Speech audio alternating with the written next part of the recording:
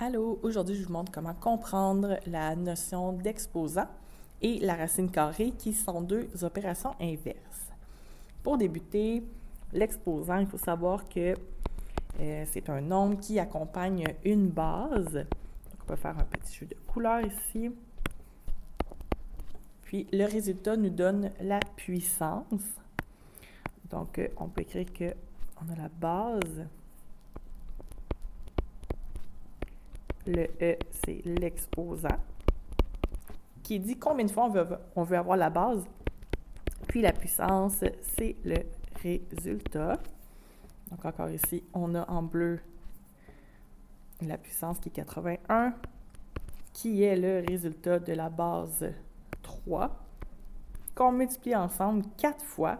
3 fois 3, 9, fois 3, 27, fois 3, on a 81. On va aller voir d'autres exemples à droite. Donc, on a 2 exposants 6. Donc, ça veut dire que le 2, on le multiplie ensemble 6 fois. Fois 2, fois 2, fois 2. 2 fois 2, 4. 4 fois 2, 8. 8 fois 2, 16. 16 fois 2, 32. Fois 2, on a 64. Donc, la puissance est 64. Ici, on a le développement. Puis, on veut aller voir ça donne combien comme puissance. Puis, on va aller indiquer c'est quoi la base et l'exposant qui va avec ce développement-là. Donc, le 3, on l'a 1, 2, 3, 4, 5 fois. Donc, 3 exposant 5. 3 fois 3, on a 9. 9 fois 3, on a 27. 27 fois 3, on a 81. Puis, 81 fois 3, on a 243. Maintenant, j'ai entre parenthèses. Donc, tout ça ici, le moins 4 au complet, je le veux 2 fois.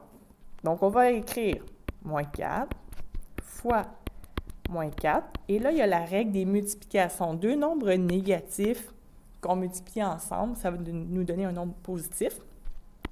Et 4 fois 4 nous donne 16. Quand il n'y a pas de parenthèse, ça veut dire que le petit moins, on l'ajoute à la toute fin. Donc, on a 5 qu'on veut avoir 2 fois. 5 fois 5. Puis le petit moins, on l'ajoute devant. On le garde une fois. Il n'y a pas de parenthèse. Donc, on va avoir moins 5 fois 5. On va avoir moins 25. On va ajouter d'autres petits exemples, un peu d'exception qui est pertinent à savoir. Donc, un nombre exposant 0 va nous donner 1. Si j'ai 7 exposant 1, c'est que je vais avoir une fois le 7, bien, ça va nous donner 7. Si j'ai, par exemple, moins 1 exposant 3, donc le moins, on va le garder. Je n'ai pas de parenthèse, donc je vais avoir une réponse négative. Puis, moins 1 fois 1 fois 1, bien, ça va nous donner 1. Je continue. Si j'ai moins 4 exposant 0, la partie où j'ai mon 4 exposant 0 va me donner 1. Ici, on dit 1.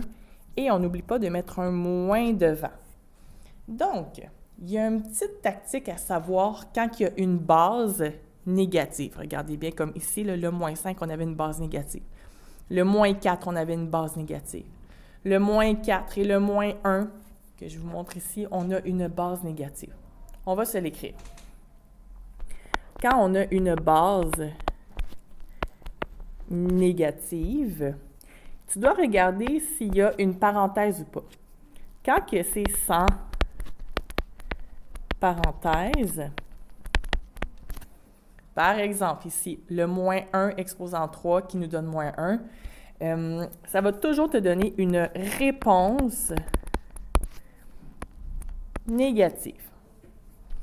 Quand on a une parenthèse, donc avec, je vais faire le symbole parenthèse, tu dois bien regarder si tu as un exposant pair.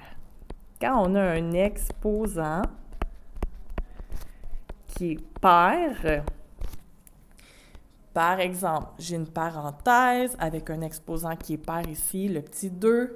La réponse va être positive parce que les petits moins vont se mettre ensemble, vont se pairer pour obtenir un nombre qui va être positif.